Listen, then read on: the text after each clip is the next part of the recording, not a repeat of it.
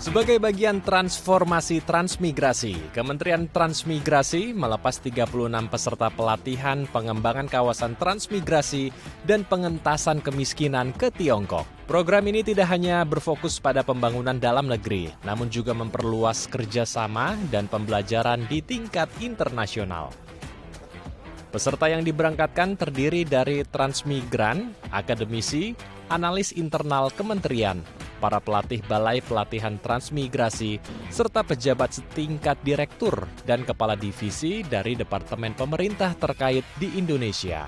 Hal ini menunjukkan program tersebut tidak hanya melibatkan pegawai kementerian, namun juga menjadi bagian dari keterlibatan seluruh keluarga besar Kementerian Transmigrasi dalam mendukung transformasi transmigrasi dan pengentasan kemiskinan. Kami ingin agar mereka betul-betul mempelajari best practice-nya itu seperti apa. Mereka akan berangkat malam ini dan akan berada di sana selama kurang lebih 2 minggu. Nah, inilah yang nanti akan kita lakukan, implementasikan, baik pengentasan kemiskinan dalam konteks wilayah, kemudian kabupaten, sampai dengan tingkat desa dan keluarga. Kami juga sudah meminta kepada para akademisi yang dari kampus untuk output dari Muhibah ini adalah membuat semacam buku panduan.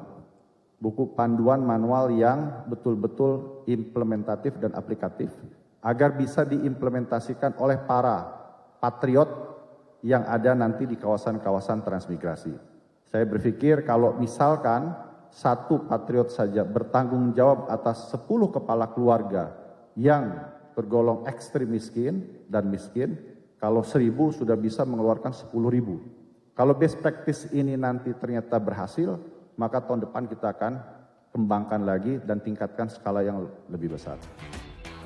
Para peserta akan ditugaskan selama kurang lebih 2 minggu ke negara Tiongkok. Menteri Transmigrasi menilai Tiongkok berhasil menjalankan strategi pengentasan kemiskinan secara bertahap selama beberapa dekade, hingga mampu menekan angka kemiskinan ekstrim secara signifikan. Pengalaman ini dinilai relevan untuk dipelajari dan diadaptasi di kawasan transmigrasi Indonesia. Karena Tiongkok kami nilai itu cukup berhasil dalam upaya pengentasan kemiskinan. Jadi 1,4 miliar penduduknya, mereka punya strategi yang cukup besar dalam 4 dekade secara bertahap dilakukan upaya pengentasan kemiskinan itu. Dan pada tahun 2021 mereka mendeklarasikan hampir tidak ada lagi kemiskinan di Tiongkok, utamanya yang ekstrim miskin. Kita ingin belajar best practice itu dan mengimplementasikannya di Indonesia.